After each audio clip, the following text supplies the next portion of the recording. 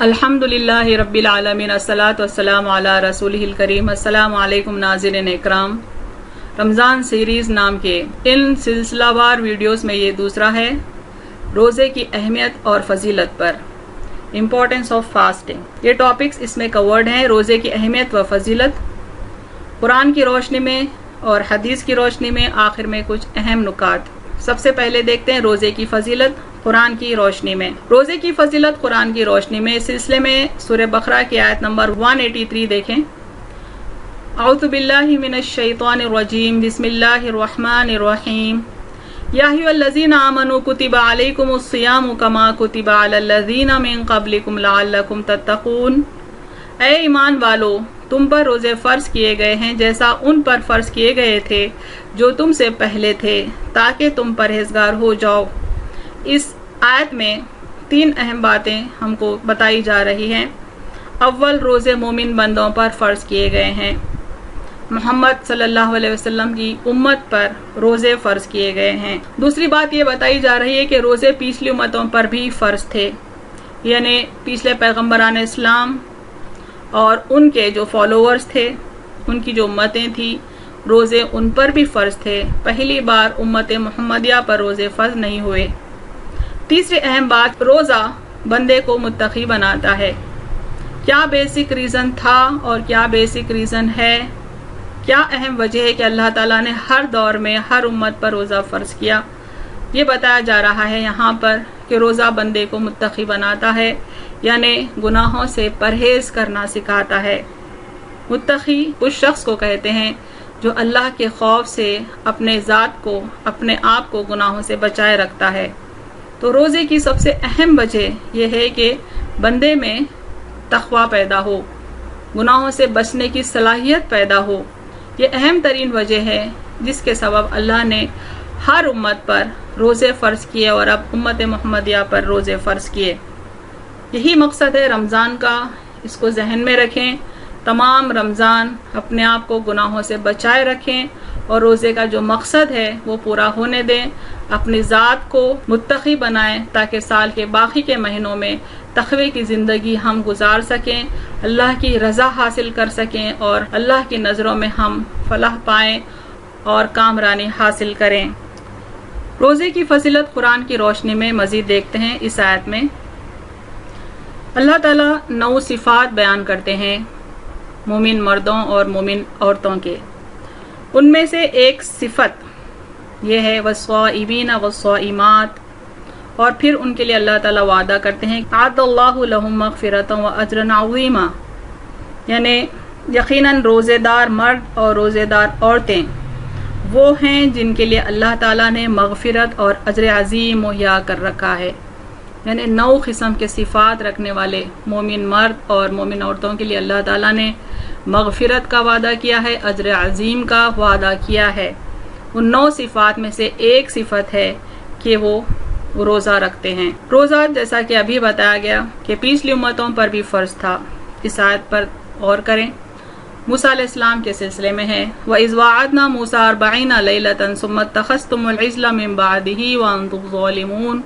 اور وہ وقت بھی یاد کرو جب ہم نے موسیٰ سے 40 راتوں کا وعدہ کیا تھا، پھر اس کے بعد تم نے گوشالہ کو بغرض پرستش اختیار کیا اور تم ظالم بن گئے۔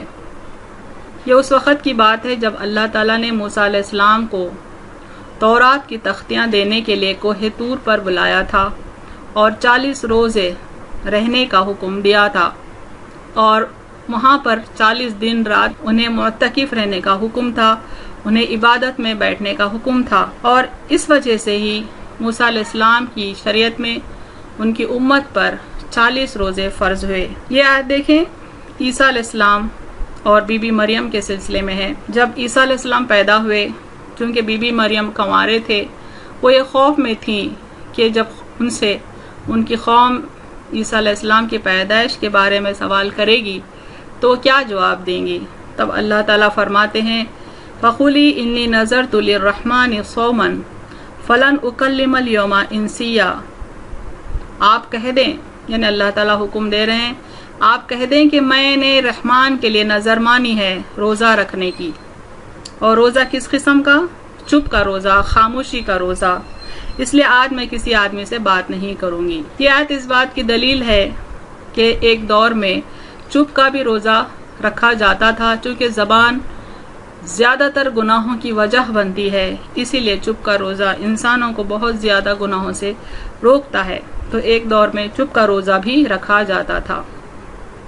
بہرحال یہ آیتیں اس بات کی دلیل ہیں کہ روزے کا کانسیپٹ نیا نہیں ہے، یہ صرف امت محمدیہ کے لیے نہیں ہے۔ اب دیکھتے ہیں روزے کی فضیلت حدیث کی روشنی میں۔ رمضان کے روزے فرض کیے گئے ہیں۔ طلحہ بن عبید اللہ رضی اللہ تعالیٰ عنہ نے کہا، ایک اعرابی پریشان حال بال بکھرے ہوئے رسول صلی اللہ علیہ وسلم کی خدمت میں حاضر ہوا۔ اس نے پوچھا، یا رسول اللہ صلی اللہ علیہ وسلم، بتائیے مجھ پر اللہ تعالیٰ نے کتنی نمازیں فرض کی ہیں؟ یعنی کم تعلیم یافتہ شخص آیا آپ صلی اللہ علیہ وسلم کے پاس اور اسلام کی بنیادی باتیں جاننے کی کوشش کرنے لگا اور پوچھا کہ مجھ پر کتنی نمازیں فرض ہیں؟ آپ صلی اللہ علیہ وسلم نے فرمایا کہ 5 نمازیں، اور یہ بات ہے کہ تم اپنی طرف سے نفل پڑھ لو۔ پھر اس نے کہا، بتائیے اللہ تعالیٰ نے مجھ پر روزے کتنے فرض کیے ہیں؟ حضرت صلی اللہ علیہ وسلم نے فرمایا، رمضان کے مہینے کے، یعنی اول نماز فرض ہے 5 وقت کی، اور دوم روزے فرض ہیں، یعنی رمضان کے روزے مومن بندوں پر فرض ہیں، یہ آپ صلی اللہ علیہ وسلم بتا رہے ہیں۔ یہ اور بات ہے کہ تم خود اپنے طور پر کچھ نفلی روزے اور بھی رکھ لو۔ پھر اس نے پوچھا، اور بتائیے زکوٰۃ کس طرح مجھ پر اللہ تعالیٰ نے فرض کی ہے؟ آپ صلی اللہ علیہ وسلم نے اسے شرع اسلام کی باتیں بتا دی، یعنی زکوٰۃ کی تفصیل وہ پوچھا تو وہ بھی آپ نے بتا دی۔ جب اس اعرابی نے کہا، اس ذات کی قسم جس نے آپ صلی اللہ علیہ وسلم کو عزت دی، نہ میں اس میں سے جو اللہ تعالیٰ نے مجھ پر فرض کیا ہے کچھ بڑھاؤں گا اور نہ گھٹاؤں گا۔ اس پر رسول اللہ صلی اللہ علیہ وسلم نے فرمایا، اگر اس نے سچ کہا ہے تو یہ مراد کو پہنچا۔ آپ صلی اللہ علیہ وسلم نے فرمایا کہ اگر سچ کہا ہے تو جنت میں جائے گا۔ یعنی وہ فرائض کے بارے میں سوال کرنے لگا تو آپ صلی اللہ علیہ وسلم نے فرائض بتا دیے۔ اس میں ایک اہم فریضہ جو ہے وہ ہے رمضان کے روزے۔ یہ تمام فرائض کے بارے میں جاننے کے بعد وہ یہ ڈکلیئر کر گیا کہ یہ فرائض سے کچھ کم کروں گا نہ کچھ زیادہ کروں گا۔ تب آپ صلی اللہ علیہ وسلم نے کہا کہ اگر حقیقت میں وہ فرائض بھی پورے کر لیا تو مراد کو پہنچا، یعنی فلاح پا جائے گا، جنت میں جائے گا۔ ابن عمر رضی اللہ تعالیٰ عنہ نے بیان کیا کہ رسول اللہ صلی اللہ علیہ وسلم نے یوم عاشورہ کا روزہ رکھا تھا، اور آپ صلی اللہ علیہ وسلم نے اس کے رکھنے کا صحابہ رضی اللہ عنہم کو ابتدا اسلام میں حکم دیا تھا۔ جب ماہ رمضان کے روزے فرض ہو گئے تو عاشورہ کا روزہ بطور فرض چھوڑ دیا گیا۔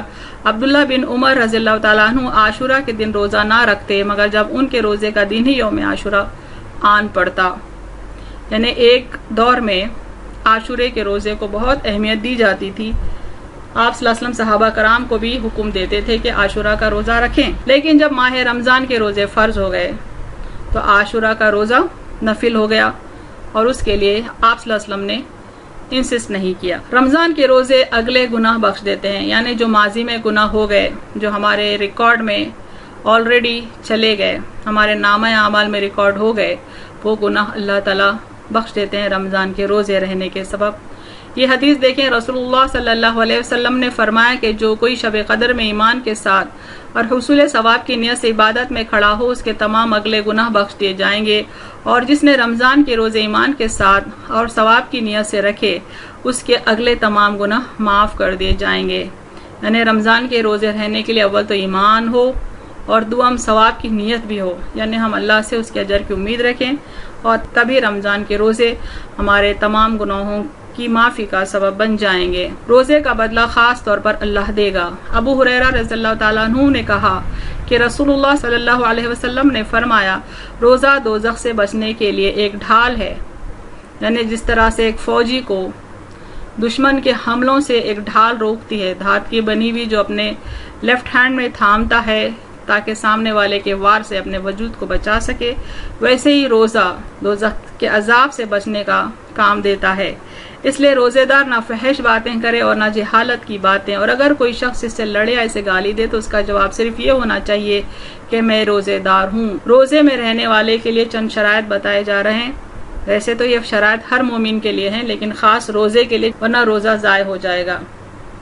اول تو وہ فحش باتیں نہ کرے، جہالت کی باتیں نہ کرے۔ اگر کوئی شخص لڑنے آئے، گالی دے رہا ہے، تو اس کو کہہ دے کہ میں روزے دار ہوں، یعنی میں لڑائی کا جواب لڑائی سے نہیں دوں گا، یہ الفاظ 2 مرتبہ کہہ دے، اس ذات کی قسم جس کے ہاتھ میں میری جان ہے، روزے دار کے منہ کی بو اللہ کے نزدیک مشک کی خوشبو سے بھی زیادہ پسندیدہ اور پاکیزہ ہے۔ یہ آپ صلی اللہ علیہ وسلم فرما رہے ہیں کہ اللہ کے نزدیک روزے دار کے منہ کی بو بہت پسندیدہ ہے۔ اللہ تعالیٰ فرماتا ہے بندہ اپنا کھانا پینا اور اپنی شہوت میرے لیے چھوڑ دیتا ہے، روزہ میرے لیے ہے اور میں ہی اس کا بدلہ دوں گا۔ یعنی بندہ اپنا کھانا پینا اپنی شہوت کو چھوڑ دیتا ہے، اور کس قدر وہ اپنے آپ کو گناہوں سے بچائے رکھتا ہے اس کی کیفیت اللہ ہی کو معلوم ہوتی ہے۔ اسی لیے اللہ تعالیٰ خاص طور پر اس کا بدلہ اپنی طرف سے دیکھے گا کہ وہ کتنا تقوی اختیار کیا روزے کی حالت میں، اس حساب سے اس کا اجر مقرر ہوگا، اور دوسری نیکیوں کا ثواب بھی اصل نیکی کے 10 گنا ہوتا ہے۔ یعنی روزے کی حالت میں جو نیکی ہوتی ہے اس کا اجر عام دنوں کی نیکی سے 10 گنا زیادہ اجر رکھتی ہے۔ ریان دروازے سے روزے دار داخل ہوں گے۔ ریان جنت کا ایک دروازہ ہے۔ دیکھیں حدیث، سہل بن سعد سعدی رضی اللہ تعالیٰ عنہ نے کہا کہ رسول اللہ صلی اللہ علیہ وسلم نے فرمایا جنت کا ایک دروازہ ہے جسے ریان کہتے ہیں، قیامت کے دن اس دروازے سے صرف روزے دار ہی جنت میں داخل ہوں گے، ان کے سوا اور کوئی اس میں سے داخل نہیں ہوگا۔ پکارا جائے گا کہ روزے دار کہاں ہیں؟ وہ کھڑے ہو جائیں گے، ان کے سوا اس سے اور کوئی نہیں اندر جانے پائے گا، اور جب یہ لوگ اندر چلے جائیں گے تو یہ دروازہ بند کر دیا جائے گا، پھر اس سے کوئی اندر نہ جا سکے گا۔ یعنی جنت کے دروازوں میں سے خاص طور پر ایک دروازہ روزے داروں کے لیے بنایا گیا ہے، یہ صرف اور صرف روزے داروں کے لیے کھولا جائے گا۔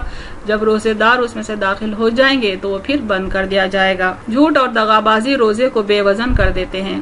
ابو ہریرہ رضی اللہ تعالیٰ عنہ نے کہا رسول اللہ صلی اللہ علیہ وسلم نے فرمایا اگر کوئی شخص جھوٹ بولنا اور دغابازی کرنا روزہ رکھ کر بھی نہ چھوڑے تو اللہ تعالیٰ کو اس کی کوئی ضرورت نہیں کہ وہ اپنا کھانا پینا چھوڑ دے، یعنی روزہ اللہ تعالیٰ کی نظر میں بے وزن ہو جائے گا۔ روزے دار کو 2 خوشیاں حاصل ہوں گی۔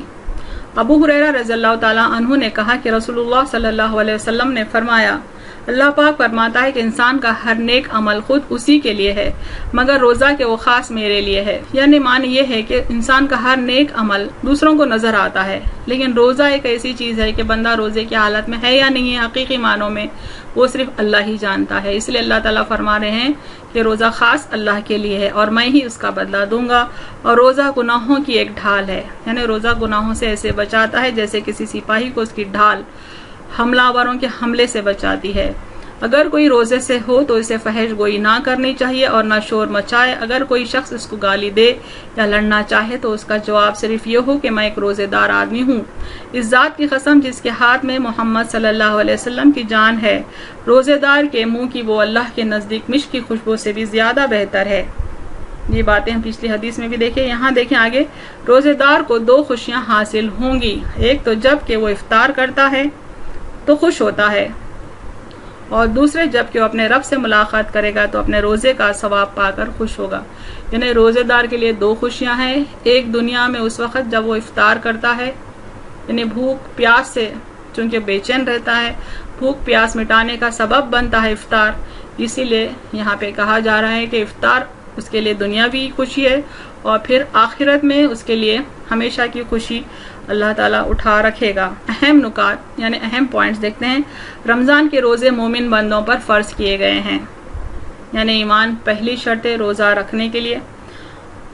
روزہ ڈھال ہے، گناہوں سے بھی اور دوزخ کے عذاب سے بھی بچاتا ہے۔ روزہ پچھلے گناہوں کو مٹاتا ہے، یعنی ماضی میں جو گناہ ہو گئے ہیں ان کو مٹانے کا ذریعہ بنتا ہے۔ روزے کا اجر خاص اللہ دے گا، چونکہ روزہ ہر دوسرے شخص کے لیے انویزیبل ہے، صرف اللہ ہی جانتا ہے کہ ہم حقیقی معنوں میں کس قدر روزے دار ہیں، اس لیے اس کا اجر اللہ ہی دے گا۔ روزے دار ریان نام کے جنت کے دروازے سے داخل ہوگا۔ جھوٹ، دغابازی، لڑائی جھگڑے اور فحش باتوں سے روزہ اللہ کے ہاں بے وزن ہو جاتا ہے۔ رمضان میں پوری طرح سے کوشش کریں کہ گناہوں سے اپنے آپ کو بچا کے رکھیں۔ روزے کا جو اصل مقصد ہے اس کو پورا ہونے دیں، اپنے میں تقوی پیدا کریں، اور اس قدر تقوی پیدا کریں کہ باقی کے 11 مہینے ہم متقی بن کر زندگی گزار سکیں، اللہ کی رضا حاصل کریں، اور پھر دنیا و آخرت میں فلاح اور کامرانی کے ساتھ رہیں۔